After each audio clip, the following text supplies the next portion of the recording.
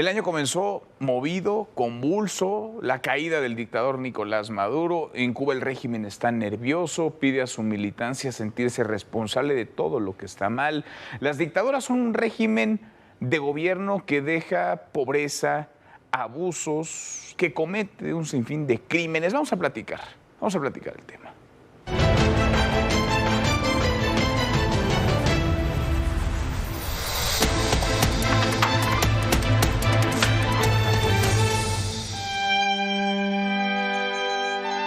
Para la Real Academia de la Lengua, la definición de soberanía es clara: el poder político supremo que corresponde a un Estado independiente.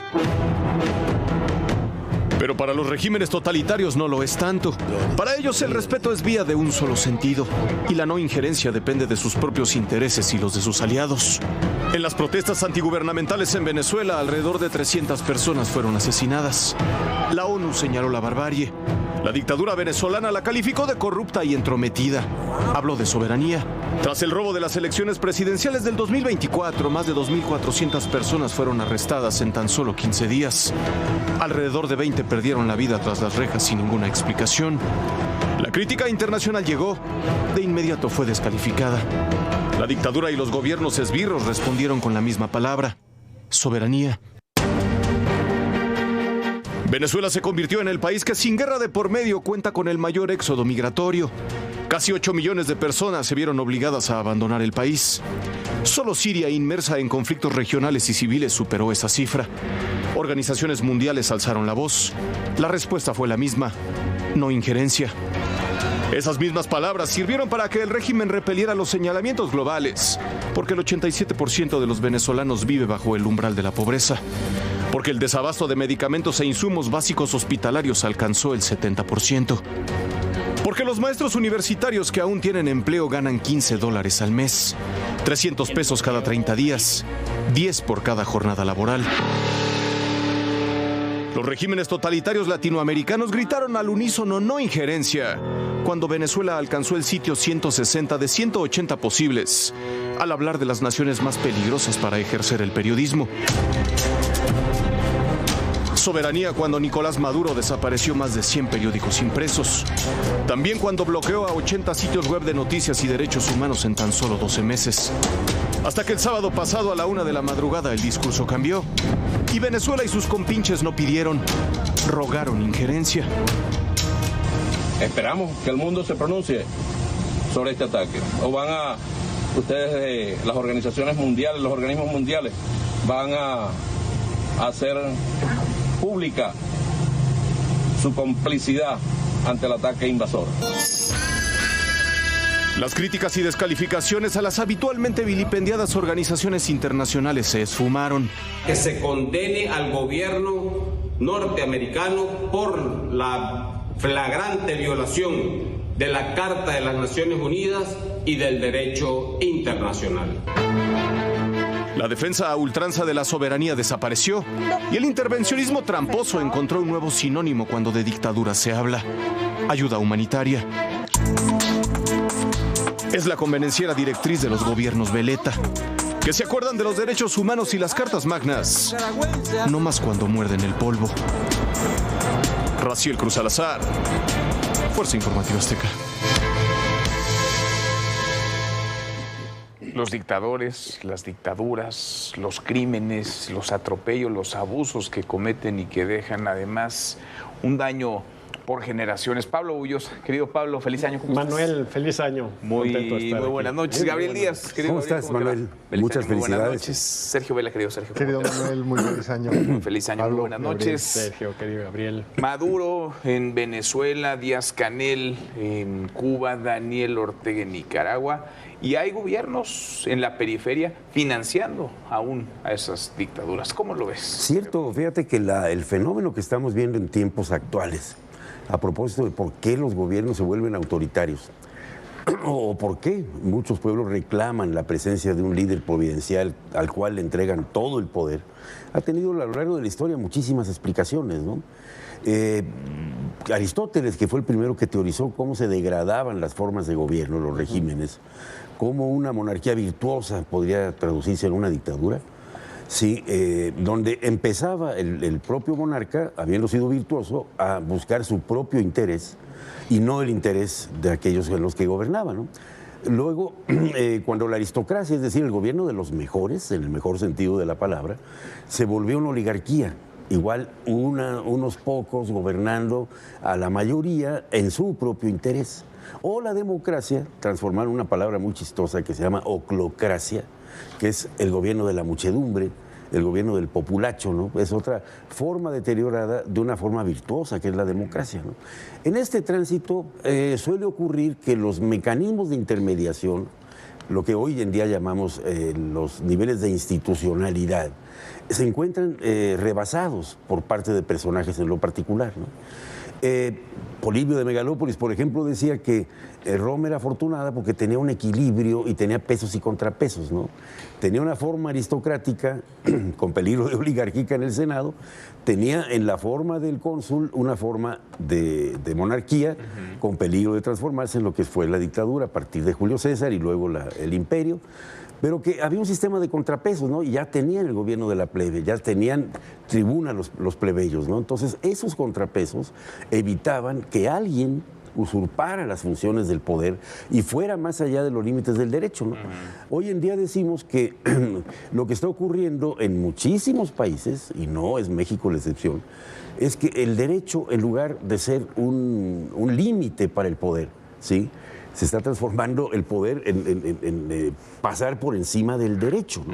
Y cuando eso ocurre, estamos en presencia de gobiernos autoritarios, autárquicos, o como le quieras tú llamar, ¿no? Por eso es que eliminan todos los contrapesos, llegan por la vía democrática, institucional, y ya estando en el poder, dinamitan, destruyen todo aquello que puede salirse, escaparse de su poder para afianzarse, para sentarse y para quedarse muchos años. Sergio. Porque la naturaleza del poder es eso, es mantenerse.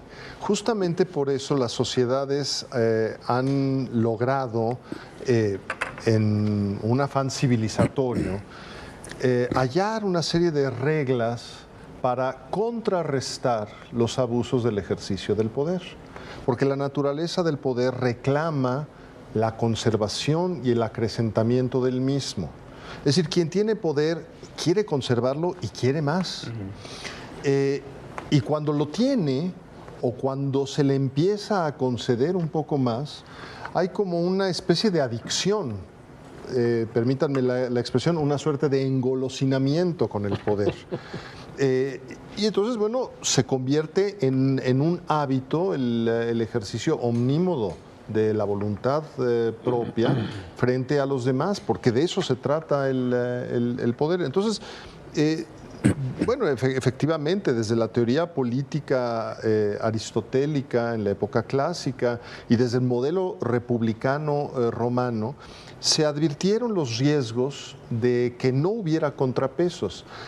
Y el primer gran documento en el cual empieza a haber contrapesos es el constitucionalismo inglés, que a veces no se entiende porque la Constitución inglesa no está escrita.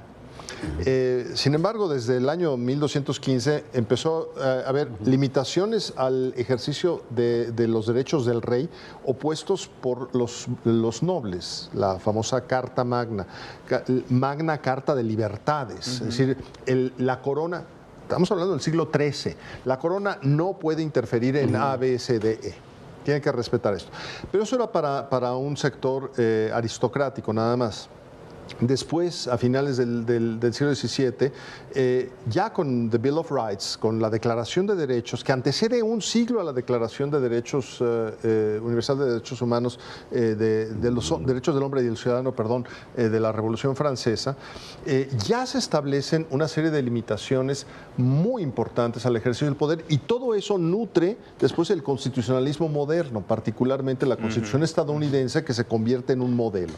Las dictaduras lo que hacen es eliminar cualquier tipo de contrapeso. A veces de manera sutil, a veces de manera menos sutil, a veces más descarada, a veces... Sí, a veces lo destruye, a veces lo coopta. A veces lo coopta, a veces lo deforma, a veces lo corrompe, a veces lo nulifica simplemente o por vía de hecho lo evita ese contrapeso. Pero es muy grave no advertirlo. Lo que tenemos que hacer es mantener los ojos y la mirada muy alerta y el juicio crítico para decir, esto no debe ocurrir.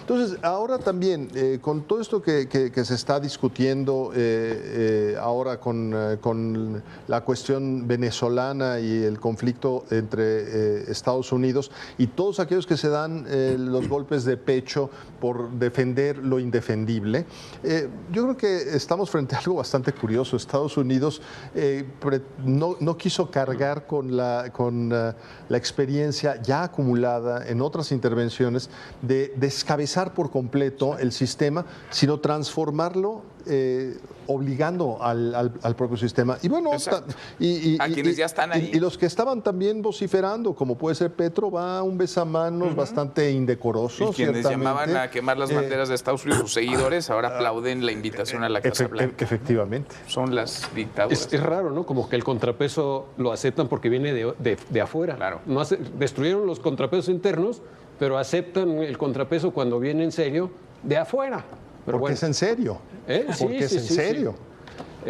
Ya desde Montesquieu al menos existía la definición, digamos, clásica de lo que es una tiranía o una dictadura, que es la concentración de los tres poderes en una misma persona o en un mismo grupo de personas.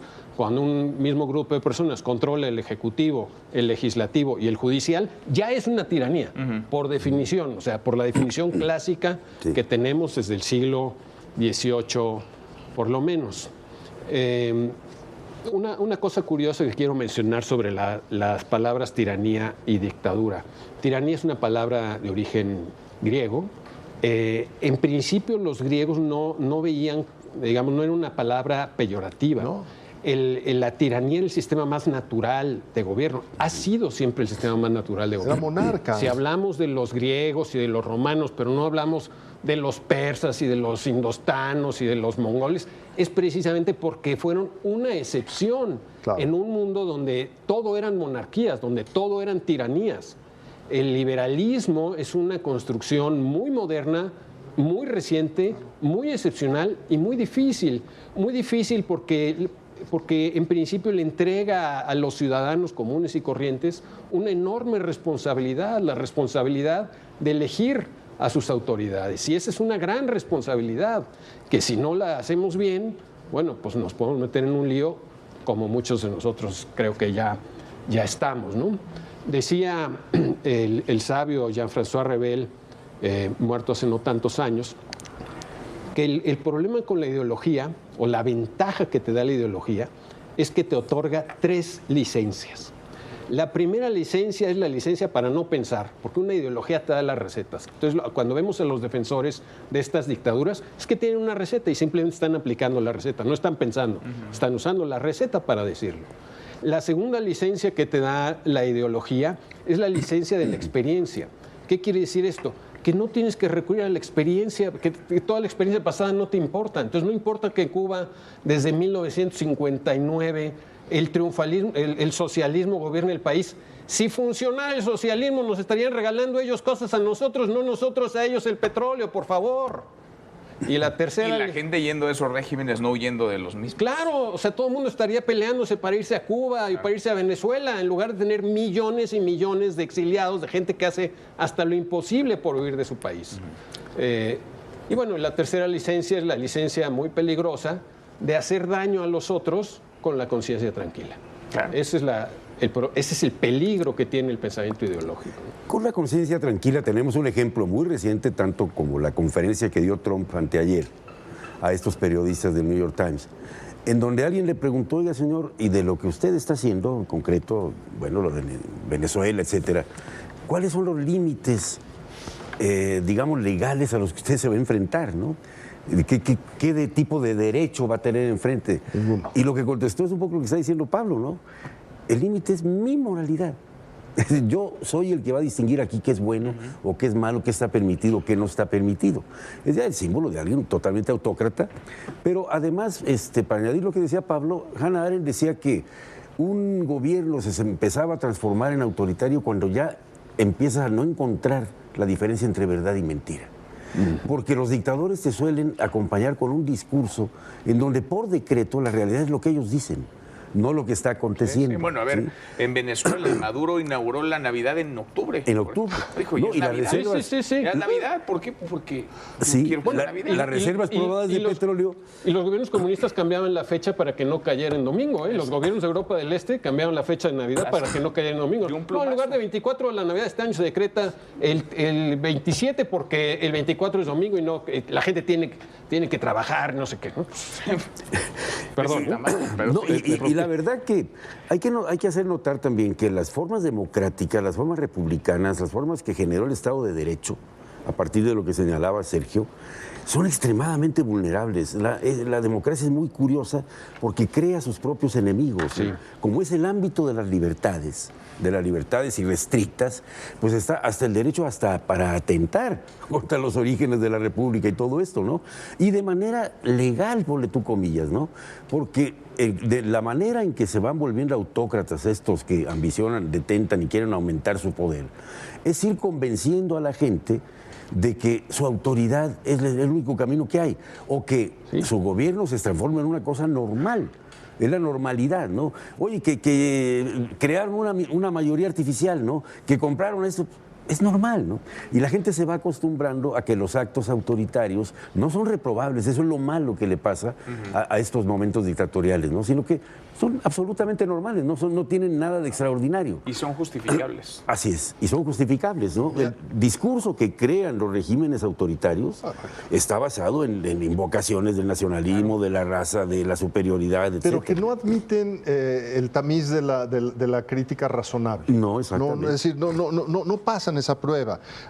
Y justamente yo lo que quisiera destacar en esta segunda y quizá última intervención por tiempo es que con frecuencia a lo largo de la historia nos damos cuenta que las sociedades pasan por momentos críticos de gran desorden que provocan tal desasosiego que la gente busca grandes remedios, y justamente los romanos se inventaron la figura de la dictadura como un mecanismo excepcional, limitado a atender la circunstancia que ponía en peligro la república, es decir, un mecanismo republicano para otorgar poderes restringidos al tema que había que atender, y hasta por 6 meses.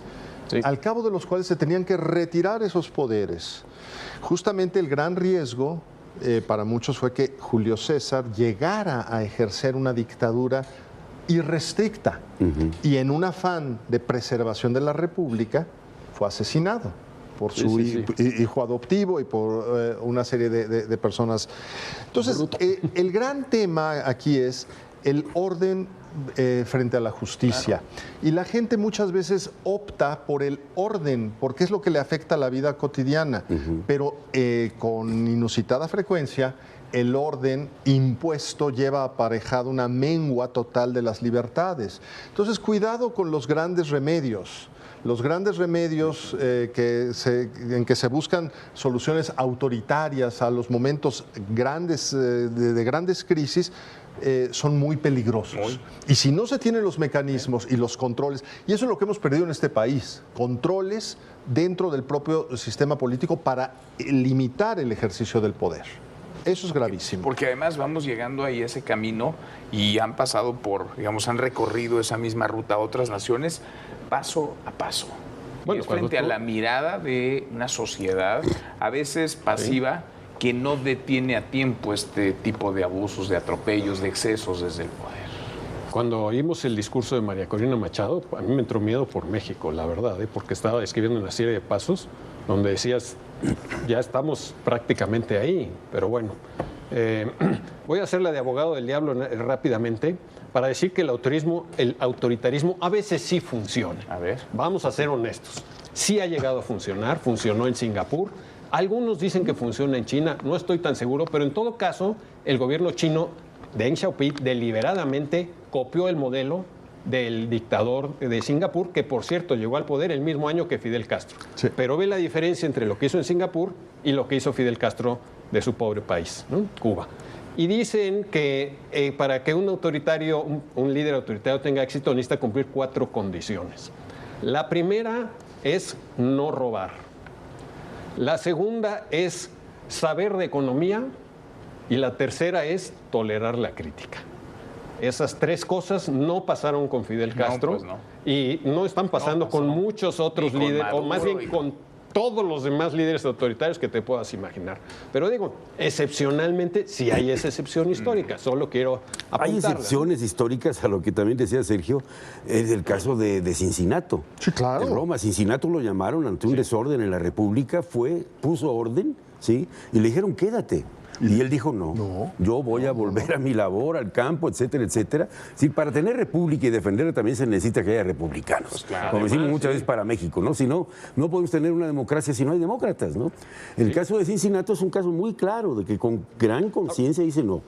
Aquí hay quien dice que es un personaje legendario. Cincinato, bueno, pero como diría Giordano, se non è vero e molto ben trovato. Y los padres... Sí, era un ejemplo usado hasta por los una propios ciudad en romanos. Ohio hay con su nombre. Sí, y es que los padres de la independencia norteamericana se decían los Cincinatos. Ah, claro, sí. A Washington le decían el Cincinato. El Cincinato. Bueno, ¿qué le decían? incluso Polibio, que ya mencionaste, fue una de las inspiraciones para la Constitución de Estados Unidos. Claro, ellos eran lectores de esa literatura clásica. Y solamente quiero apuntar, en Roma hubo más de 90 dictadores en tiempos de la República. O sea, era una magistratura que se usó muchas veces Era una herramienta. Seguridad, una herramienta de gobierno que se usaba bien.